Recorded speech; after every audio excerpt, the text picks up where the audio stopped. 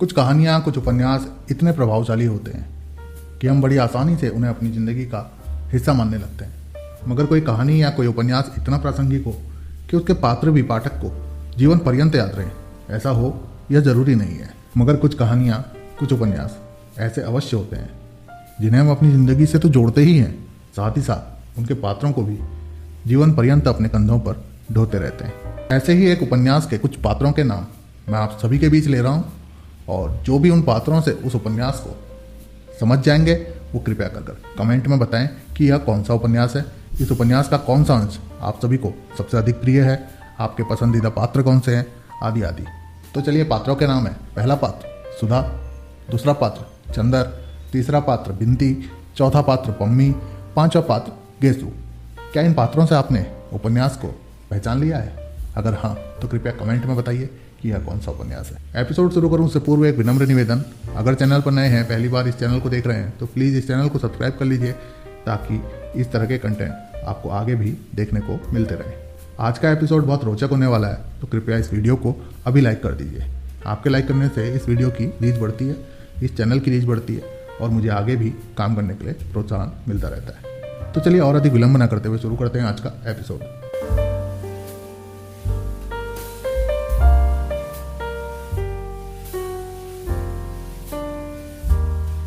नमस्कार, मैं कुणाल। पुनः आप सभी का स्वागत है आप ही के अपने YouTube चैनल पर। आशा करता हूँ आप सभी अच्छे होंगे और अपने परिवार के साथ जीवन का आनंद ले रहे होंगे।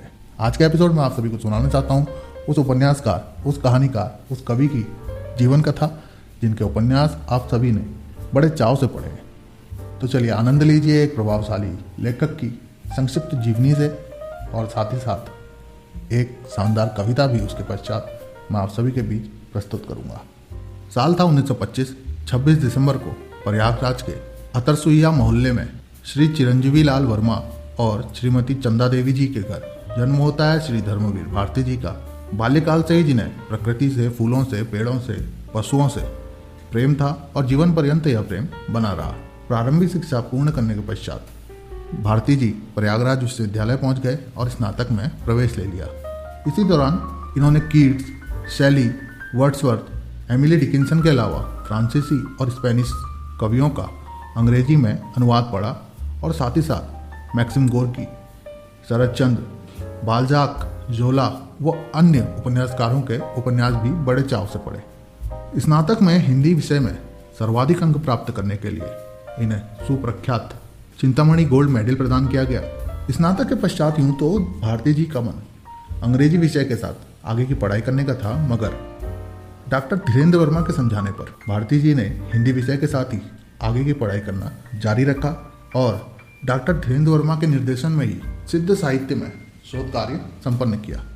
इस दौरान लिखी हुई इनकी कविताएं ठंडा लोहा नामक संकलन में छपी, और इसी दौरान हिंदी साहित्य का सुप्रख्यात उपन्यास गुनाहों का देवता भी इन्होंने रचा। शोध कार्य पूर्ण होने के पश्चात भारती जी 1950 में प्रयागराज विश्वविद्यालय में प्राध्यापक के पद पर नियुक्त हो गए और 1959 तक इसी पद पर बने रहे। और इसी दौरान हिंदी साहित्य की एक प्रख्यात पत्रिका धर्मयुग के संपादक कार्य के लिए इनको मुंबई से अवसर प्राप्त हुआ, जिसके लिए 1960 में ये मुंबई चले गए और 1987 तक इस पद पर आसीन रहे। भारती जी को लेखन के अलावा यात्राएं करने का बहुत अधिक शौक था। उनकी कुछ प्रमुख यात्राएं हैं। 1961 में कॉमनवेल्थ रिलेशंस कमेटी के आमंत्रण पर इंग्लैंड और यूरोप की यात्रा, 1964 में पश्चिम जर्मन सरकार के आमंत्रण पर जर्मनी की यात्रा, 1966 में भारतीय दूतावास के आमंत्रण पर इंडोनेशिया और थाईलैंड की यात्रा, 1971 में मुक्तवाहिनी के साथ बांग्लादेश की गुप्त यात्रा, और इसी दौरान भारत पाकिस्तान युद्ध पर आंखों देखा हाल लिखा। 1974 में मॉरिशस में रहने वाले भारतीय मूल के लोगों की समस्याओं को जानने के लिए इन्होंने मॉरिशस की यात्रा करी।